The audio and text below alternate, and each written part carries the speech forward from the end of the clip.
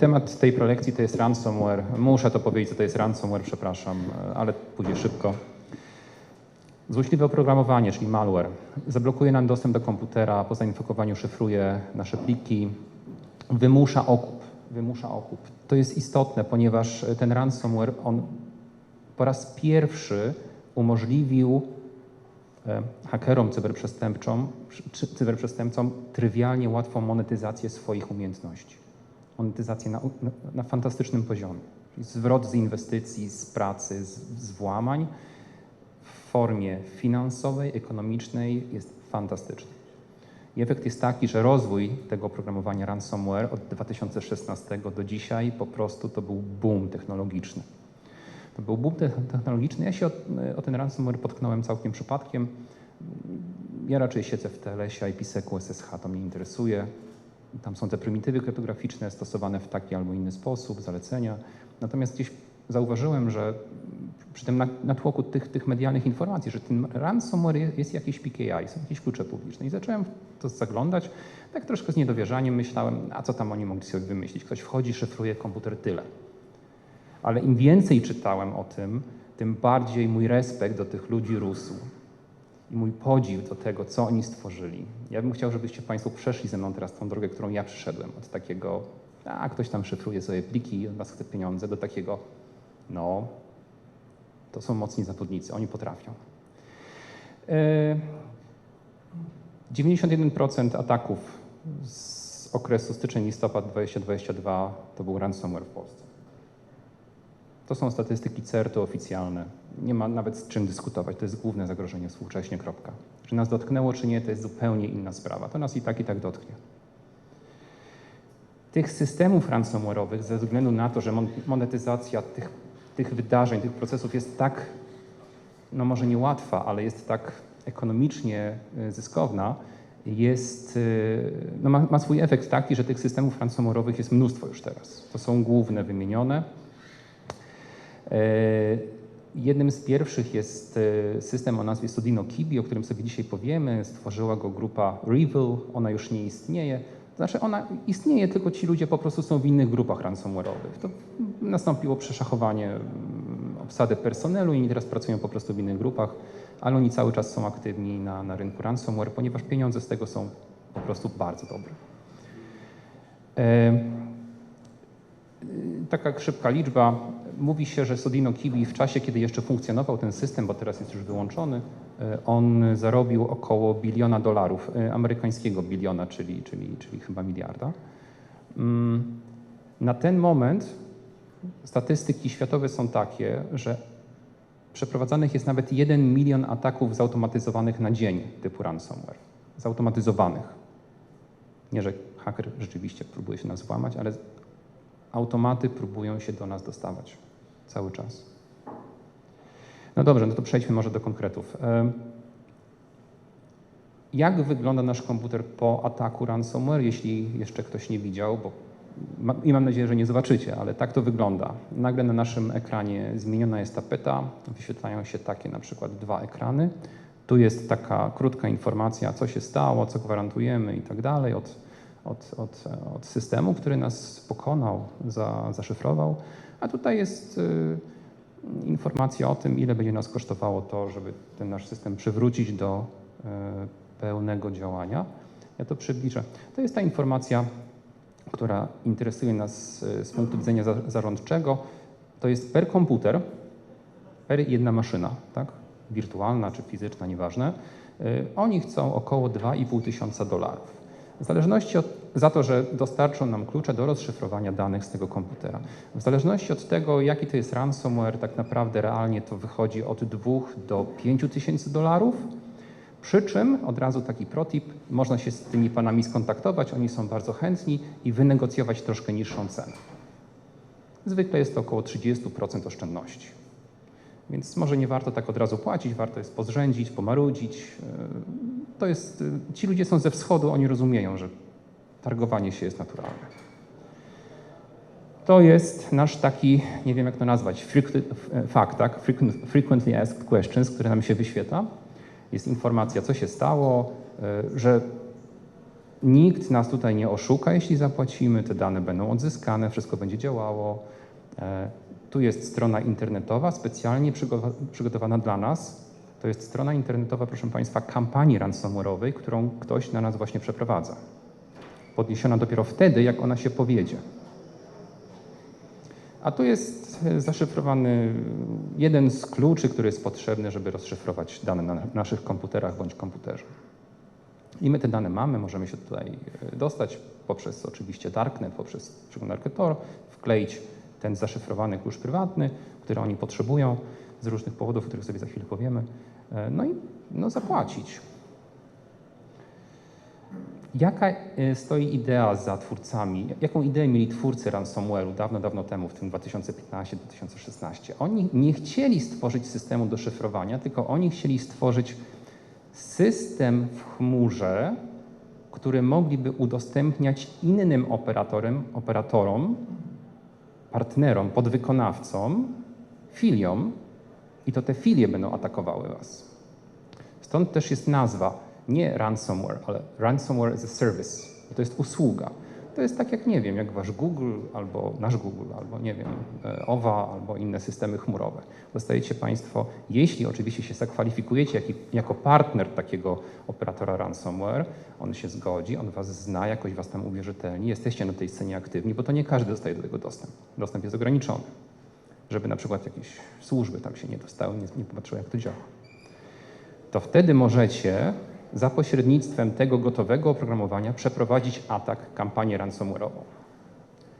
To jest w dużym stopniu zautomatyzowane, gotowe, przygotowane, żeby kampania była szybka, precyzyjna i poprawnie przeprowadzona. Co tak de facto trzeba zrobić? Więc trzeba uzyskać dostęp do tego portalu i przede wszystkim trzeba uzyskać dostęp do systemu operacyjnego na poziomie uprawnień umożliwiającym zaszyfrowanie dowolnego pliku. Czyli to po stronie operatora jest uzyskanie tego dostępu. Ja nie chcę wnikać, jak on to zrobi. Czy to jest aktualnie modny phishing, czy to za miesiąc będzie coś innego, czy to są jakieś podatności w routerze, czy Cisco, czy Juniper, czy jakimś innym, nieważne. Jakoś uzyska dostęp. System jest tak zaprojektowany, że stosuje zależność kluczy asymetrycznych tak, aby uzyskać zależność organizacyjno-ekonomiczną w kampanii ransomware. Co to znaczy? Stosowana jest kryptografia w takim celu, ażeby partner, który korzysta z tego serwisu, nie mógł nie podzielić się zyskiem z twórcą tego serwisu.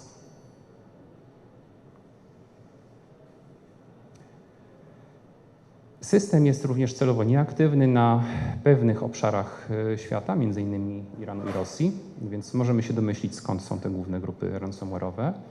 Stosuje silne, wręcz współcześnie zalecane przez NIST metody kryptograficzne. Szyfr AES, no to znamy. Salsa 20, no to może mniej znamy. Klucze asymetryczne EC, ale ECDH. Obfuskację kodu na sposoby, o których nie słyszałem wcześniej. Ja się tutaj na chwilę zatrzymam, bo ja podziwiam ten software. Proszę Państwa, to, że ludzie wiedzą, co to jest Czacza20, bo Google teraz wspiera ten szyfr symetryczny jako drugi, jako alternatywny do AES-a, to może jeszcze ludzie wiedzą. Ale kto wie, że Salsa 20 jest prekursorem Czaczy20, czyli wybranego przez Google rozwiązania, najbardziej uniwersalnego szyfru, najszybszego, niezależnie od platformy sprzętowej, szyfrującego symetrycznie. Kto to wie? Kto zna Daniela Bernsteina? Tylko ludzie, którzy siedzą w krypto. Tylko ludzie, którzy są na konferencjach, słuchają tych wykładów, rozumieją te wykłady, znają się na tym. Wróćmy na chwilę do modelu ekonomicznego tego systemu. Tu są twórcy tego ransomware'a. Oni udostępniają dostęp tym partnerom, oni się nazywają affiliates. W ramach tego interfejsu jest zarówno podnoszona ta strona, gdzie możecie zapłacić za rozszyfrowanie, za klucze rozszyfrujące te dane, stworzyć wasz ransomware, dostosować do swoich potrzeb, troszkę inny komunikat, troszkę inna informacja, może jakieś opcje, obsługa płatności i czat z ofiarą. Ten affiliate, tak, ten partner, on musi jakoś dostać się do naszego systemu. Czy to będzie exploit, czy kupiony dostęp RDP w darknecie, czy botnet, czy cokolwiek, to jest najmniej istotne. Jakoś ten dostęp uzyska. Na czym polega ta zależność na poziomie kryptograficznym? W tym pliku malware, który my sobie tutaj, ten partner generuje sobie na tej stronie pod siebie, pod swoją kampanię, są zaszyte 2 klucze publiczne. Inne klucze służą do szyfrowania komputerów, a jeszcze inne do szyfrowania plików na komputerze. To wszystko jest rozbite w piękną, idealną hierarchię. Więc ten pierwszy publiczny klucz jest hardkodowany w pliku binarnym malware i nie może być zmodyfikowany. Drugi klucz jest ustalany przez tego affiliate, czyli przez partnera, który prowadzi kampanię. Ja już taki mały spoiler zrobię. Żeby rozszyfrować jeden plik na Państwa komputerze, nie naruszając poufności wszystkich innych zaszyfrowanych plików na Waszym komputerze, potrzebujemy albo klucz publiczny twórców Sodinokibi, albo klucz publiczny operatora, który z nimi współpracuje.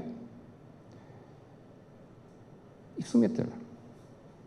To oznacza, że twórcy tego systemu mają bicz na operatorów. W każdej chwili mogą rozszyfrować każdą kampanię, gdzie tylko chcą. Co więcej, ponieważ oni również obsługują ten system, obsługują czat, mogą się podszyć pod operatora, pod partnera. Mogą wyciąć partnera. Dalej. Wszystkie inne klucze generowane przez ten malware w ramach hosta, w ramach systemu operacyjnego są albo pochodną, albo połączeniem kluczy, które przyszły w tym głównym malware'ze. Tych kluczy asymetrycznych tworzonych przez malware jest bardzo, bardzo dużo. Oddzielna jest para per plik, oddzielne są pary per sesja, czyli per host. To jest bardzo dobrze przemyślane. Ale dzięki temu, że to jest bardzo dobrze przemyślane, co jakiś czas słyszymy, że jakaś grupa ransomware udostępniła klucze jakiejś kampanii, prawda? Że dla wszystkich to już, żeby mogli sobie rozszyfrować po 2 latach, prawda? To, co wcześniej nie zaszyfrowali. Totalnie bezużyteczna rzecz. Oni to mogą zrobić, bo oni de facto muszą tylko klucz prywatny podać. Więc jak mieli, nie wiem, 100 000 kampanii, to po prostu udostępniają 100 000 kluczy prywatnych i to jest tyle. Nie muszą udostępniać, wiecie, klucza prywatnego i kluczy per host i kluczy per każdy plik, bo to wszystko w środku się generuje samo. Oni tylko ten główny muszą udostępnić. W efekcie twórcy tego systemu są w stanie rozszyfrować wszystkie kampanie, które kiedykolwiek były przeprowadzone za pomocą tego systemu, bez wiedzy operatora, partnera. Oczywiście system jest świetnie zaprojektowany również w kontekście programistycznym. Wszystkie klucze symetryczne i asymetryczne prywatne są natychmiast usuwane z pamięci komputera ofiary, żeby przypadkiem ktoś, kto dokonuje analizy post, tego nie znalazł i nie rozszyfrował tych plików. To przejdźmy teraz może do głównego algorytmu. Po pierwsze, malware musi być uruchomiony na tym komputerze. On w tym momencie ma w sobie zaszyte pewien zestaw exploitów, które uruchamia sekwencyjnie, po to, żeby zwiększyć poziom uprawnień. Umieszcza się od razu w autostarcie. Niektóre umieszczają się w BIOSie. Jeśli weryfikowana jest lokalizacja, jeśli są to kraje zaprzyjaźnione, Iran, Rosja, to ten malware się wyłącza. Bardzo grzecznie, kulturalnie, nie brudzimy w swojej piaskownicy. Następuje próba wykrycia niektórych programów antywirusowych i jeśli takowe z pewnego podzbioru będą wykryte, to komputer się restartuje do trybu safe mode z obsługą sieci. No wtedy one są wyłączone, nie ma tego problemu, że one coś wykryją. Idąc dalej, wyłączane są wszystkie procesy odpowiadające za backup, VSS-y, SVC, PRC, Windowsowe. Kasowane są wszystkie kopie z Shadows, wszystkie. De facto upośledzony jest cały mechanizm backupowania w Windows. Następnie wyszukiwane są wszystkie katalogi i pliki z nazwą backup i są usuwane. Ale nie są usuwane tak po prostu głupio, delete. Nie. Robi się tak. Przed ich usunięciem nadpisuje się ich zawartość losowymi bajtami, żeby nie dało się tego łatwo odzyskać przez firmę Data Recovery, a dopiero wtedy te pliki są kasowane. To robią ludzie, którzy wiedzą, co robią. Następnie tworzy się taką listę plików do zaszyfrowania. Ten malware biegnie po dyskach A do Z i szuka wszystkich plików poza tymi tutaj. Czyli pomijane są katalogi wszystkie systemowe. Popatrzcie, MSO Cache, Intel, Recycle, Google, Perflog, System Volume Information, Windows. Nie jest szyfrowany w ogóle system operacyjny. Bo po co? Nie ma takiej potrzeby. Wszystkie pliki, które mogą stwarzać problemy, popatrzcie, end-user dat, nieważne jakie mamy uprawnienia, próbujemy coś z nim zrobić, jest problem, są errory, prawda? Pomijane są te rzeczy, oni wiedzą takie rzeczy. Wszelkie rozszerzenia, binarne pliki, wykonywalne pliki również są pomijane. Jakby tego było mało, wykrywane są również typy dysków A do Z i pomijane są dyski CD-ROM i RAM dysk. Kompletność tego, jak twórcy przeanalizowali aspekt tego, co warto szyfrować, jest piękna. Jest po prostu piękna. Ja bym nie pomyślał o tym. Kto używa jeszcze RAM dysków dzisiaj?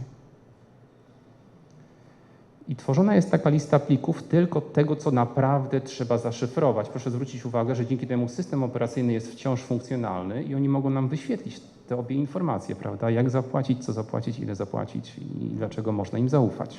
Chociaż oczywiście nie można. W tym momencie generowany jest plik JSON z tak zwanym unikatowym user ID. I następuje połączenie, oczywiście również zaszyfrowane, do ich Command and Control Center, gdzieś w darknecie. I na serwerze uruchamiana jest specjalnie dla nas strona internetowa naszej kampanii, gdzie możemy się zalogować. Tutaj końcówka jest tym user ID wygenerowanym. Możemy się tam zalogować i zobaczyć status naszej kampanii, spróbować skomunikować się z tymi osobami, może coś wynegocjować. I ten link, on jest tutaj od razu wyświetlany w tym miejscu. Widzicie, tu jest nasz user ID. Tutaj na dole jest akurat klucz prywatny, który został wygenerowany dla hosta, ale on jest zaszyfrowany kluczem publicznym, który był zaszyty w tym malware'ze, który do nas przyszedł i który ktoś kliknął. Szyfrowanie plików. To jest kolejny majstersztyk, totalny majstersztyk. Jakby tak człowiek pomyślał sobie, jak zaszyfrować pliki, chociaż ta lista jest już i tak ograniczona skrajnie do tylko tego, co trzeba zaszyfrować. No to jakbyśmy to zrobili? No to współbieżnie oczywiście. Stworzylibyśmy, prawda, listę plików mamy i teraz wielowątkowo byśmy tworzyli wątek na szyfrowanie każdego pliku. Okej, to jest naturalne podejście, tak byśmy pewnie zrobili, ale okazuje się, że nie, że można to zrobić, nie wiem, 3 razy lepiej. Po pierwsze, ilość wątków duża zabiłaby procesor, więc nie róbmy za dużo tych wątków.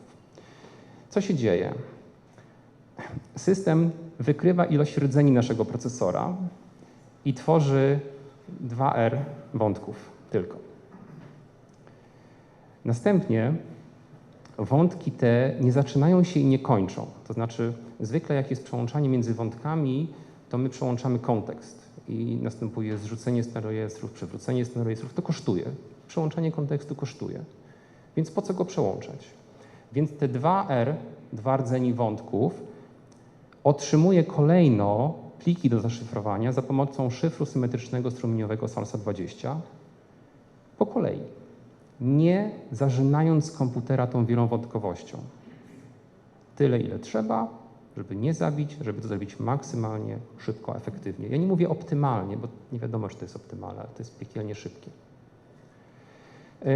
Tak na szybko powiem, wybrany szyfr strumieniowy wskazuje na ogromną wiedzę twórców.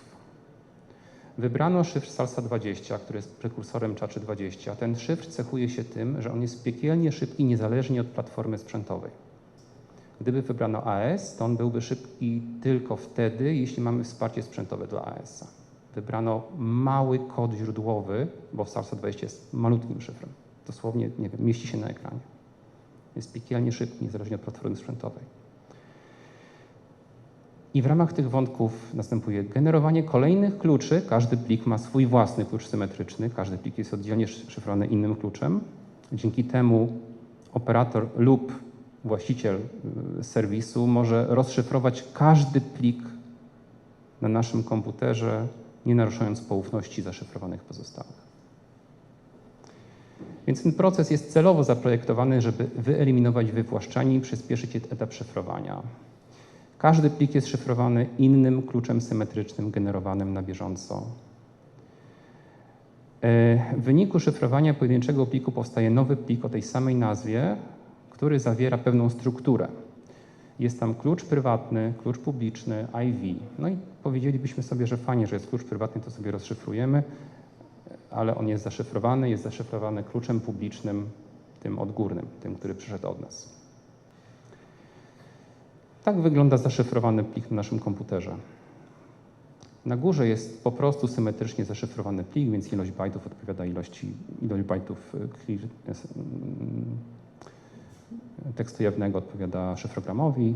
Następnie mamy zaszyfrowany klucz, tutaj w tym miejscu, który jest pochodną kluczy, które przyszły odgórnie, oraz jawny klucz publiczny, ponieważ dla każdego pliku została stworzona para kluczy prywatny i publiczny. Publiczny jest jawny, bo publiczny może być jawny.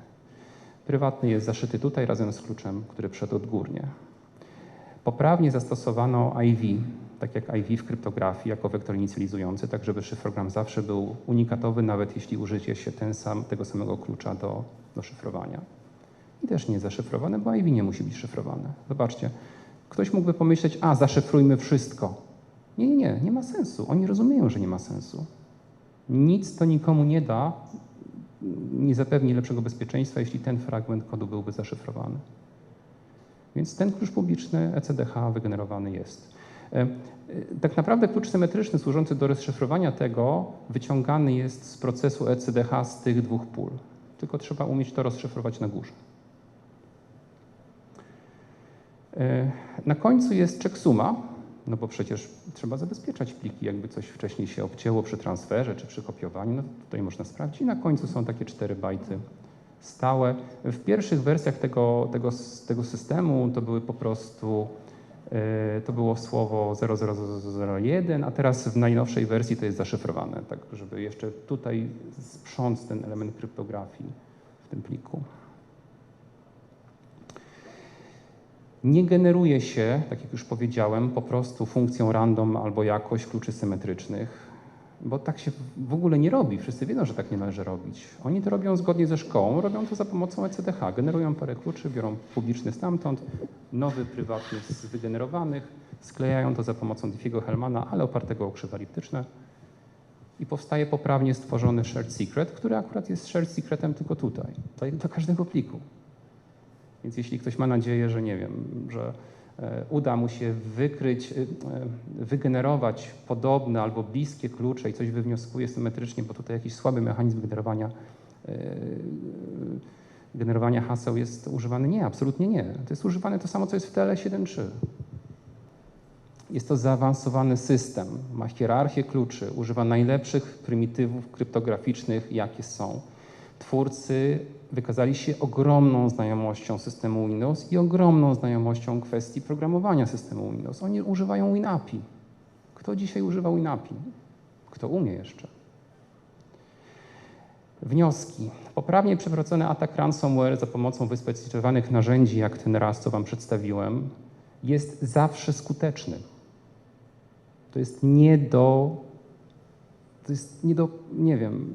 On jest zawsze skuteczny. Przy powyższym założeniu nie jest możliwym samodzielne rozszyfrowanie naszych danych przy dzisiejszych możliwościach technicznych. Jeśli ktoś twierdzi, że potrafi skutecznie przewodzić nasze dane, to musimy być skrajnie sceptyczni. Kiedy ten atak się nie powiedzie? Jeśli atakujący zamiast kupić ten raz, bo za niego trzeba zapłacić, będzie tworzył swoje własne krypto rozwiązania i one będą słabe, będą miały, wady wieku młodzieńczego. Ale to się nikomu nie opłaca. Lepiej użyć coś, co działa. Albo jeśli zadziała w jakimś momencie skutecznie jeden z naszych mechanizmów wielowarstwowej ochrony, tej cebuli, o której się mówiło tutaj wcześniej, prawda? Czy tych antywirusów, czy segmentacji, czy elementów infrastruktury IT security, czy principle of least privileges. Jeśli to zadziała, to być może atak się nie powiedzie. Czyli jeśli uda nam się zatrzymać ten etap zdobycia dostępu, a my znamy fazę ataku hakerskiego od, 15 lat, to jesteśmy w domu, to jesteśmy w jakimś stopniu, mamy możliwość powstrzymania tego. Co możemy robić? Człowiek jest najsłabszym ogniwem wciąż, tak wychodzi z statystyk. Security awareness, hands-on red teaming, utrwalanie wiedzy. Przebiegnę troszkę, to już najważniejsze już zostało powiedziane. Możemy też zrobić tak, że na slajdzie, który jest dla Ciebie ważny, moglibyśmy zakończyć i uruchomić sesję pytań, gdzie byśmy mogli pozwolić tutaj na głos z widowni, a więc możesz też wybrać sobie taki slajd, który Ci pasuje. Okej, dzięki. Więc tam było socjotechnicznie, tutaj technicznie. Audyty, ale zupełne. Audyty mają często wady. Największą wadą audytów jest to, że zalecenia, które tam są często takie puste. Zaktualizujcie Apache'a. Ale my często nie możemy zaktualizować systemu operacyjnego, szczególnie w OT ICS, bo to przestanie działać. I co wtedy zrobić? Więc dużo tych zaleceń jest pustych.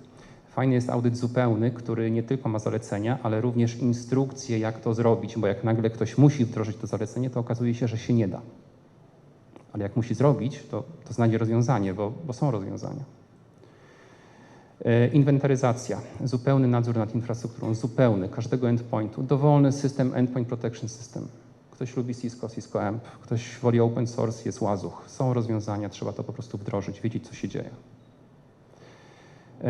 Backupy 3-2-1. 3 backupy w 2 lokalizacjach, jeden jednokierunkowy, niezmienny. Co robimy w trakcie ataku? I to jest dyskusja straszna. CERT z NASK-u twierdzi, że jeśli widzimy, że nasz komputer jest atakowany, to należy pozwolić mu się zaszyfrować. Ale my teraz, rozumiejąc, jak to działa, mamy świadomość, że jeśli przerwiemy, to przerwiemy proces szyfrowania i jeśli nie chcemy płacić tego okupu, bo taka jest nasza polityka, to lepiej jest wyłączyć ten komputer i wyjąć dysk, bo ransomware bywa w BIOSie, nie tylko w autostarcie, więc boot CD nie rozwiąże naszego problemu. Przerywamy komunikację, jeśli ransomware akurat robi eksfiltrację danych. Po udanym ataku.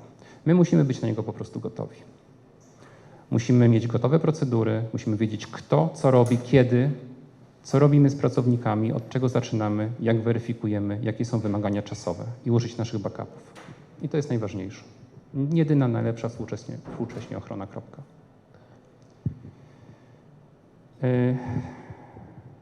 Nie płacimy okupu, bo bardzo często płaci się potrójnie. Ja tą myśl rozwinę już po sesji. Czemu się często płaci potrójnie? Rzeczywiście 3 przelewy są częstym scenariuszem. Dziękuję Państwu za uwagę.